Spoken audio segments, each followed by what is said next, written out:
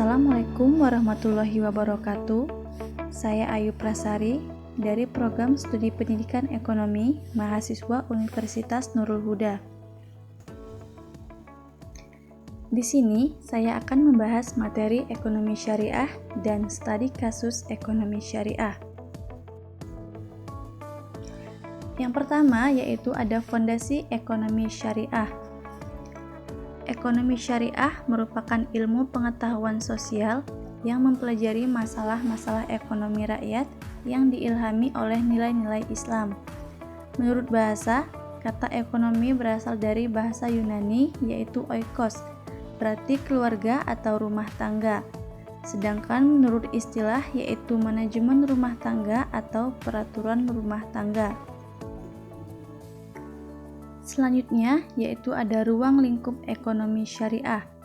Ekonomi syariah merupakan perwujudan perilaku yang didasarkan pada ajaran Islam. Ia mencakup cara memandang permasalahan ekonomi, menganalisis dan mengajukan alternatif solusi atas berbagai permasalahan ekonomi.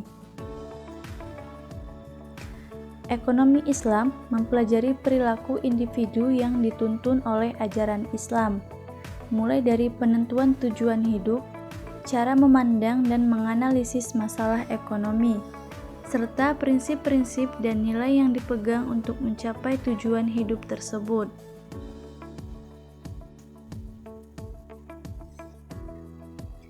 Selanjutnya yaitu ada paradigma ekonomi syariah. Islam mempunyai pandangan yang jelas mengenai harta dan kegiatan ekonomi, yaitu yang pertama, pemilik mutlak terhadap segala sesuatu yang ada di muka bumi ini, termasuk harta benda adalah Allah Subhanahu wa Ta'ala. Yang kedua, yaitu status harta yang dimiliki manusia adalah sebagai amanah atau titipan. Yang ketiga, yaitu pemilikan harta dapat dilakukan antara lain melalui usaha atau mata pencaharian yang halal. Yang keempat, yaitu dilarang mencari harta, berusaha atau bekerja yang dapat melupakan akhirat. Dan yang kelima, yaitu dilarang menempuh usaha yang haram, seperti melalui kegiatan riba. Selanjutnya, yaitu ada prinsip ekonomi syariah. Secara umum, prinsip ekonomi syariah berpijak pada beberapa nilai, yaitu keesaan Tuhan, keadilan, kenabian, pemerintah, dan hasil. Selanjutnya, yaitu ada perdagangan dalam Islam. Prinsip perdagangan dalam Islam yaitu yang pertama kejujuran, yang kedua kepercayaan, yang ketiga prinsip saling ridho antara penjual dan pembeli, yang keempat tidak mendurhakai Allah, dan yang kelima adalah prinsip keadilan. Selanjutnya yaitu ada kebijakan moneter dalam ekonomi Islam. Kebijakan moneter dapat dilakukan dengan menjalankan instrumen kebijakan moneter, yaitu operasi pasar terbuka, fasilitas diskonto, rasio cadangan wajib, dan imbauan moral. Selanjutnya yaitu ada lembaga keuangan syariah. Keuangan syariah adalah salah satu manajemen keuangan yang menggunakan prinsip dan dasar hukum Islam sebagai pedomannya. Ada beberapa macam lembaga keuangan syariah, yaitu perbankan syariah, asuransi syariah, pasar modal syariah, reksadana syariah, pegadaian syariah, dan koperasi syariah.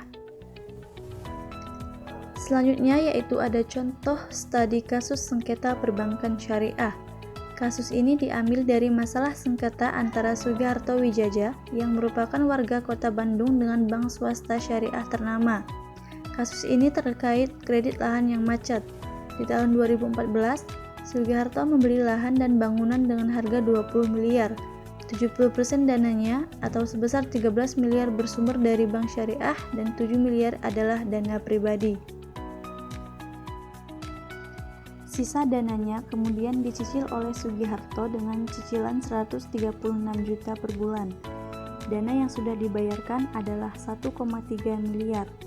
Namun, cicilan tersebut mengalami kemacetan dan tidak dibayarkan hingga beberapa waktu. Hingga akhirnya bank syariah tersebut mengajukan gugatan kepada Pengadilan Negeri Kota Bandung secara first take. Gugatan tersebut dimenangkan oleh pihak bank swasta syariah dan menjual tanahnya ke pihak lain. Nah, itulah dia penjelasan saya mengenai ekonomi syariah dan studi kasus ekonomi syariah. Terima kasih sudah menonton. Semoga video ini bermanfaat dan bisa menambah wawasan kalian semua. Terima kasih, saya akhiri. Wassalamualaikum warahmatullahi wabarakatuh.